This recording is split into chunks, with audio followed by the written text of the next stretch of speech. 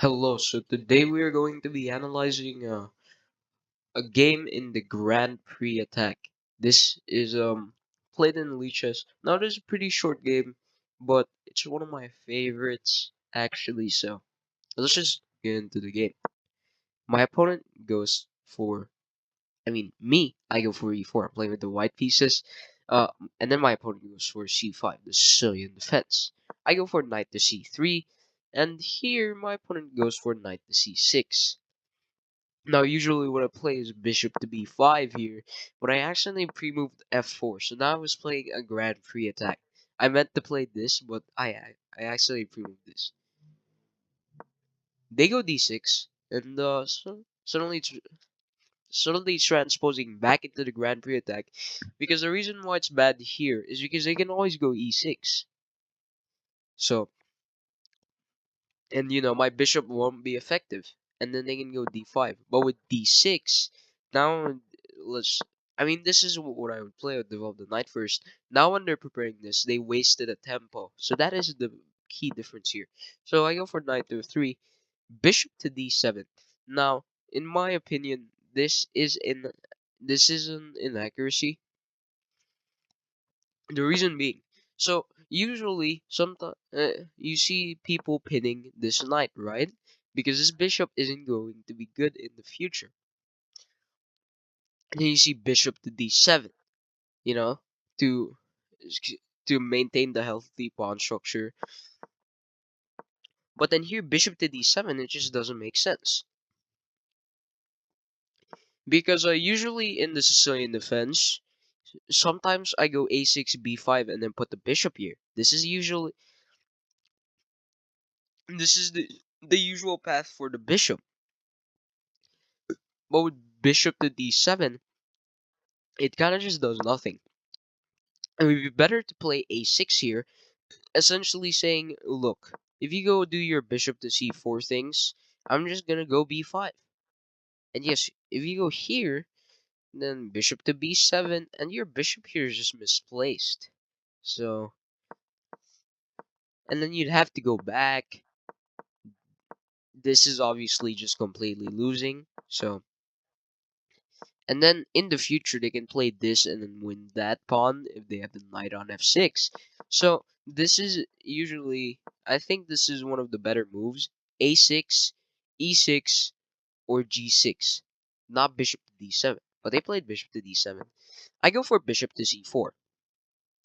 Just following my Grand Prix attack system. And here my opponent now goes for a6. But now I have the time to go a3. b5, and then I can put the bishop on a2, and it will stare at this pawn unless you play e6. But in that case, d5 is just a waste here because you wasted tempo. So they go for g6, and now they're just playing a dragon. But in the dragon, it's way better to have the bishop on b7 here instead of d7. So you kind of notice this bishop on d7 isn't really doing anything. D3, bishop to g7. I castle. My opponent just develops a knight. I go queen to e1, just following my setup or system. They go castles, and here I go for queen to h4. This is one of the usual plans of the Grand Prix attack. If you've watched me play some games, I think I have played the Grand Prix attack before as a recorded game. This is usually what I play. Queen to h4, knight to g5, and then f5, and then takes, or something like that. You basically, the whole point of the opening is just to start an attack. They go for knight to d4. And here I sacrifice the c2 pawn. Now here, f f5 is nice because it sacrifices two pawns, right? You can take this. If you take this, this isn't really a good way to play against the Grand Prix attack because the G file is now open. And then like bishop to h6 is probably what I would play here instead of bishop to g5. And I don't really care about this pawn on c2. Like you can take it, but I'm attacking your king, so it doesn't matter. They take the pawn. I go rook to h1. Rook to b1, which is inaccurate, but you know I didn't want to go g takes f6, which is what the engine recommends here, because after takes, it's just I'm down a full rook. But apparently there's just knight to g5, which is what I missed. And it's very strong here. It's not takes because and then like knight to g5. No, that's a wrong move order. Why do we play knight to g5 first? Well, because now you can't take this because then I just take the knight and then checkmate you if you take back. And then uh this is just a threat immediately. And plus in the future I can even take here. So white is basically not showing what they're gonna do. Are they gonna take here? Are they gonna take here? And already there's a threat you have to deal with, which is just takes immediately. If you go h6, there's just knight takes f7, and this is just completely crushing. If you take, then there's just bishop takes f7, and then the king has to go to h8 or f8. Apparently h8 there's a maiden 8, and then here there's just like a lot of winning moves. Bishop takes. So yeah, you get the point. Why is just gonna attack here? I go rook to b1, saving the rook is I don't want to be giving up a full rook just yet. They go b4, and here you can pause the video to find the move that I played.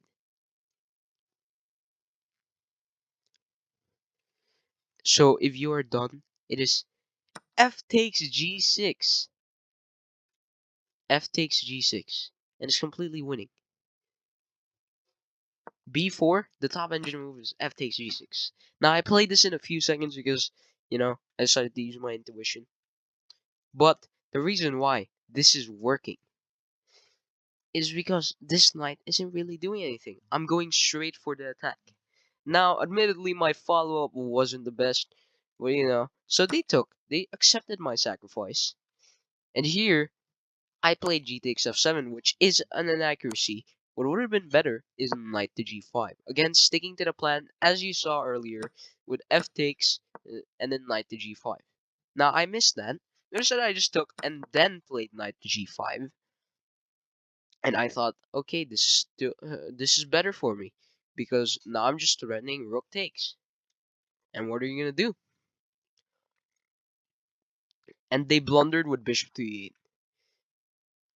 Let me just put a blunder annotation because this is just completely losing.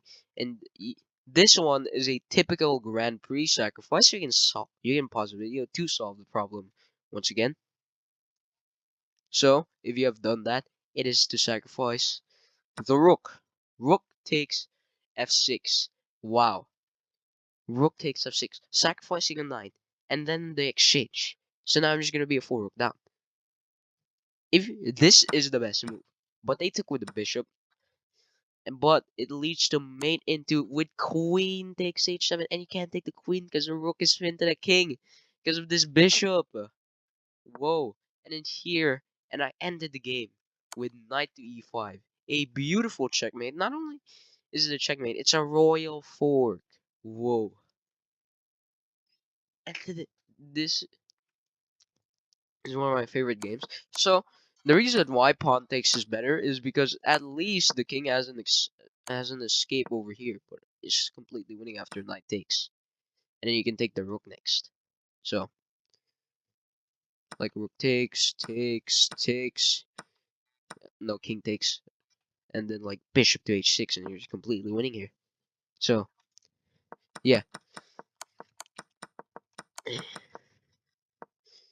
g takes f6 is I mean, all started with f takes g6. Sorry, f takes g6. And then I played an inaccuracy with taking first. I should have just played knight to g5 here.